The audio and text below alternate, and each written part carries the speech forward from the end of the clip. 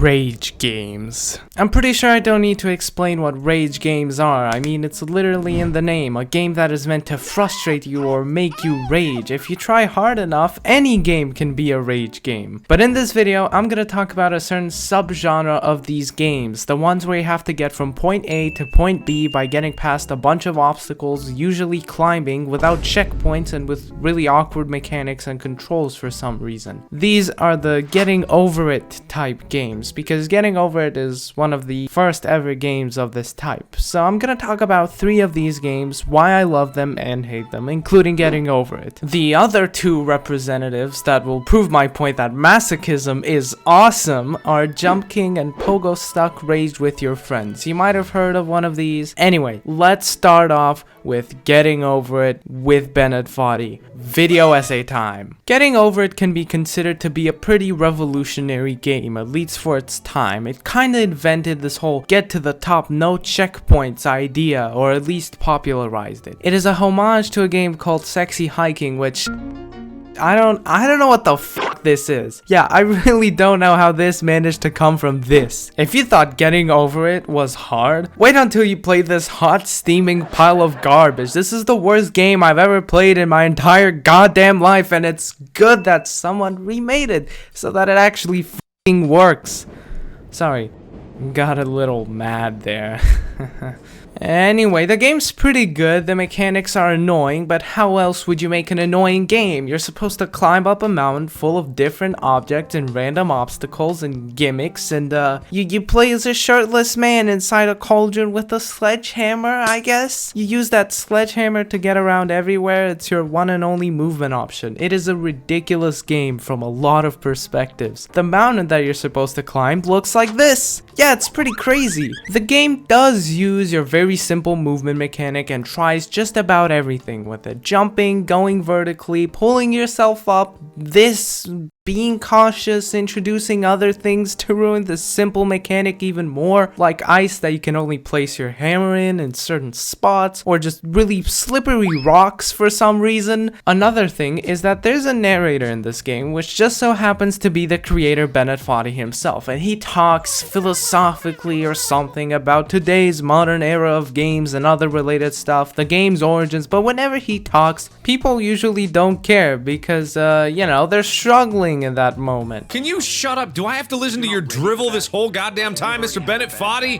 Bennett, I will find your house and strangle you! He just knows how to come up with the perfect moment, I guess. Speaking of which, he gets even more annoying whenever you fall from a high place because he'll always have some random thing ready to say. And he also plays music because, you know, music is annoying to hear when you start raging. In case you want to try out this game, be prepared to scream a lot. Why? You can try and not scream. No! But it will happen naturally, trust me. No!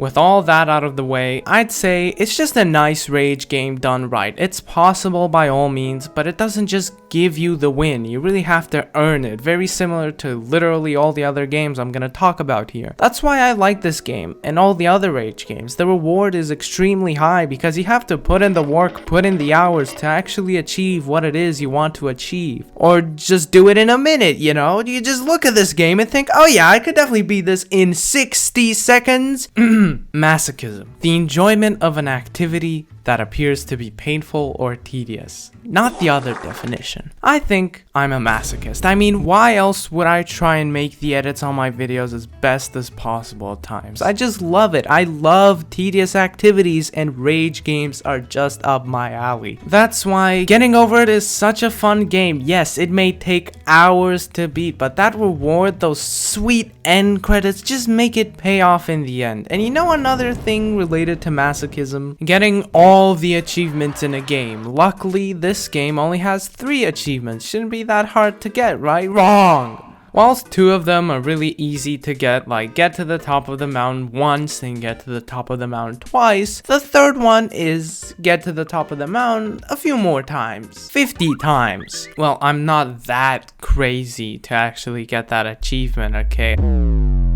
What, did you expect me to actually do it? No. So getting over it is a pretty cool game. I liked it, hated it. I'd give it like an 8 out of 10. Not the hardest, but it's still pretty enjoyable. What do you say? Getting over it is alright, I guess. Okay, thanks a lot.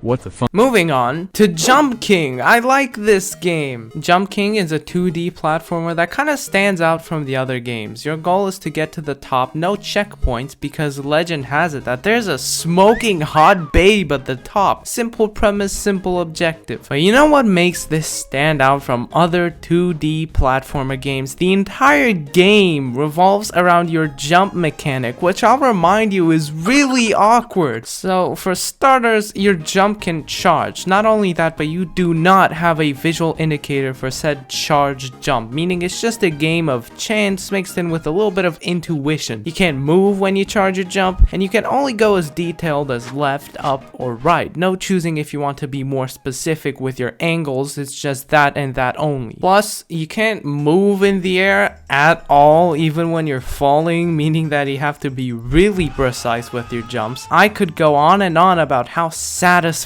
it feels to master the jumps and how annoying they are, knowing that 75% of the time you'll be able to just know how to jump in certain situations, but you just have to try it for yourself. The game takes the piss on you a lot by throwing in a lot of annoying mechanics to fuck around with you, like slopes, wind, ice, invisible blocks, water that slows everything down, snow that you can't move in, quicksand. It's crazy, but for some reason it's still really addicting. After all this smack talking about it, I do still think that I kind of like it. It's a mixed feeling. Compared to all the other games I'm talking about here, this one can be one of the hardest to make progress in, but boy, the road is hell of a lot of fun, even if it's also painful, because you always want to get to that next point, see what's the next obstacle or destination, even if you end up falling immediately. The good thing is that there are no cheap tricks to completely ruin your run, like a fucking snake that brings you all the way down. Wow, this happens in 2 of the games I'm talking about. And every jump really, truly depends on you. Only you. The more progress you make in this game, the more you get a feel for how your jumps work, when, where, and how to jump. It is a nice, satisfying journey that also comes with a lot of pain. Because once you fall,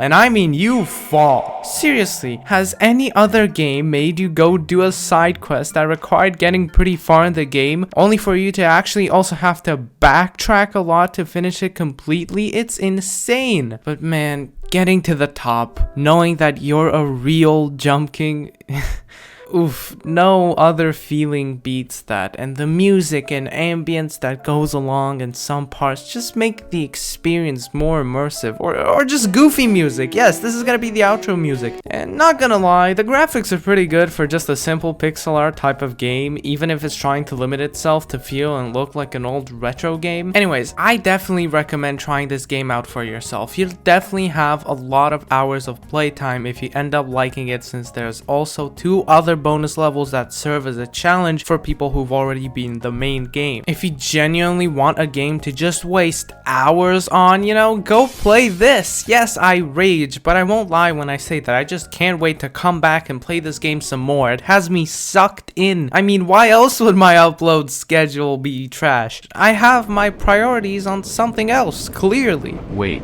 what upload schedule? I guess you're right. Next one up is Pogo Stuck, Rage with Your Friends. Pogo Stuck is the true hell out of all of these games I'm talking about. In my opinion, it is the hardest one. It is also the goofiest one somehow. This entire game is just very goofy and colorful, and it's kind of stupid with very bright and simple graphics. It also has a snake that brings you all the way back to the beginning, just like Getting Over It. This game really wants to acknowledge the fact that it is inspired by Getting Over It, and they make references to this game all throughout. You are a true god if you're able to master this hellscape. At the time of writing this, I haven't even been in the first level, and similarly to Jump King, there's 3 levels in total. That says a lot, maybe. To be completely frank, this game is probably my least favorite because it's the most difficult out of them all. Sometimes it doesn't feel fun. It actually takes a toll on you compared to the other ones, which genuinely feel alright to play and not torture treacherous. The movement gimmick in this game is that you're constantly jumping on a pogo stick. If you hold space, you jump higher, but you never stop jumping. Unlike the other games where you could stay still and consider your next move, here it's a little different. You constantly have to be on the move, jumping to the next spot and so on, with not many breaks in between. And if you manage to do a flip, you do a boost jump, and this boost jump is not an optional thing. You have to constantly risk messing up just to land a flip for literally every jump. Luckily, there are a lot of ways you can save yourself or recover, since if you fall from a higher place, you jump way higher, meaning that in some moments you can recover a little bit from falling a big distance. Did I forget to mention that you can play with friends? I mean, it's in the title. Isn't that awesome? Unfortunately for me, I have no friends that wish to play this abomination of a game with me, so I can't really do that. I mean, it doesn't really matter if you play with friends or not. It quite literally doesn't make any difference. I mean, randoms exist, I guess. They're just there to say hi for some reason. Anyway, I can't really say anything about this game other than it's difficult. It presents a genuine challenge compared to all the other ones, and only a select few of people actually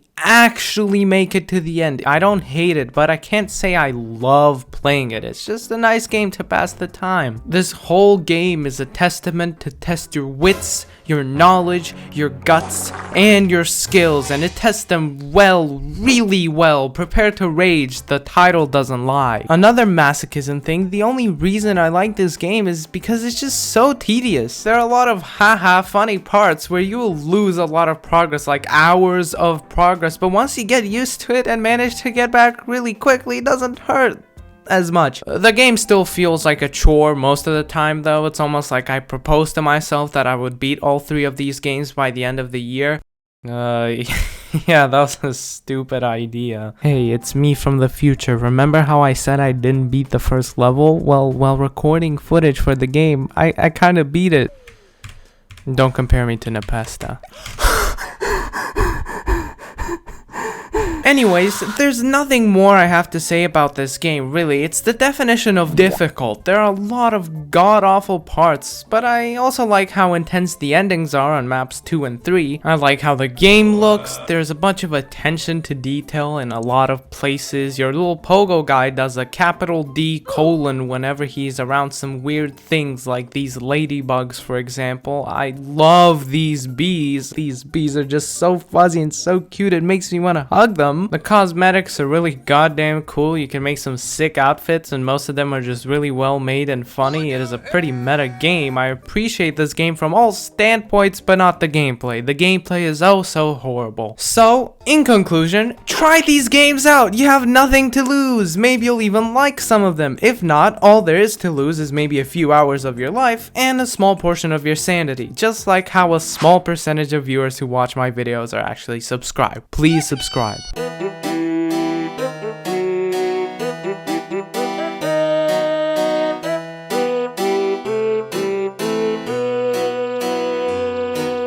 I unlocked the community tab, let's go!